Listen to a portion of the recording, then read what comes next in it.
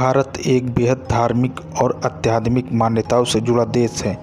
यहाँ धर्म और देवी देवताओं में आस्था है तो बुरी शक्तियों पर भी लोग यकीन करते हैं।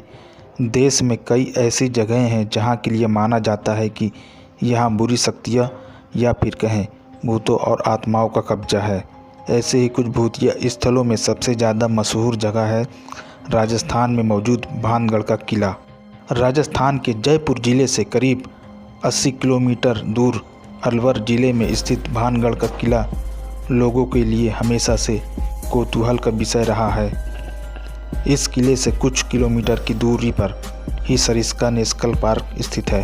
किले में कई मंदिर भी हैं जिसमें भगवान सोमेश्वर, गोपीनाथ, मंगला देवी और केशव राय के मंदिर प्रमुख मंदिर हैं। इन मंदिरों की दीवारों और खंभों पर की गई नक्काशी से अंदाज़ा लगाया जा सकता है कि यह समूचा किला कितना खूबसूरत और भव्य रहा होगा। भारतीय पुरातत्व विभाग द्वारा खुदाई से इस बात के पर्याप्त सबूत मिले हैं कि यह शहर एक प्राचीन ऐतिहासिक स्थल है। फिलहाल इस किले की देखरेख भारत सरकार द्वारा की जाती है।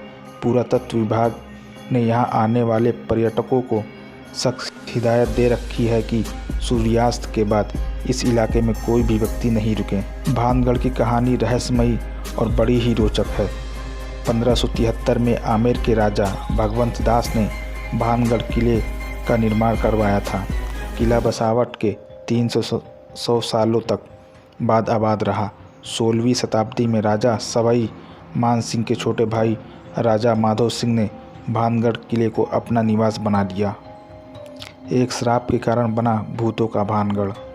कहते हैं कि भानगढ़ की राजकुमारी रत्नावती बहुत खूबसूरत थी। उस समय राजकुमारी की खूबसूरती की चर्चा पूरे राज्य में थी। कई राज्यों से रत्नावती के लिए विवाह के प्रस्ताव आ रहे थे। उसी दौरान वो एक बार किले से अपनी सखियों के साथ बाजार में निकली।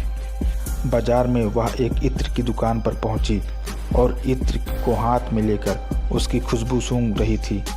उसी समय उस दुकान से कुछ दूरी सिंधु सेवड़ा नाम का व्यक्ति खड़ा होकर राजकुमारी को निहार रहा था।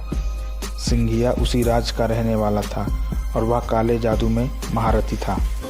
जिस दुकान से राजकुमारी के लिए इत्र जाता था उसने उस दुकान में जाकर रत्नावती को भेजे जाने वाले इत्र की बोतल पर काला जादू कर उस पर वाशीकरण मंत्र का प्रयोग किया।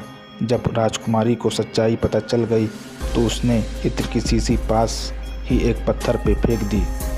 इससे शीशी टूट गई और इत्र बिखर गया।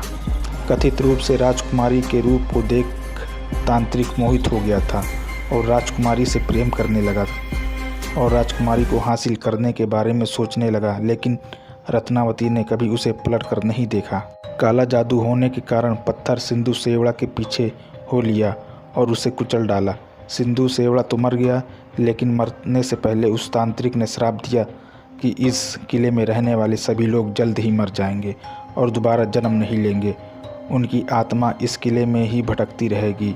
आज 21वीं सदी में भी लोगों में इस बात को लेकर भय है कि भानगढ़ में भूतों का निवास है। सूर्यास्त के बाद प्रवेश निषेध। भारतीय पुरातत्व सर्वेक्षण को खुदाई के बाद सबूत मिले हैं कि यह शहर एक प्राचीन ऐतिहासिक स्थल रहा है। अब किला भारत सरकार की देखरेख में आता है। किले के चारों तरफ archaeological survey of India team मौजूद रहती है। ASI ने सूर्यास्त बाद किसी के भी यहाँ रुकने को प्रतिबंधित कर रखा है।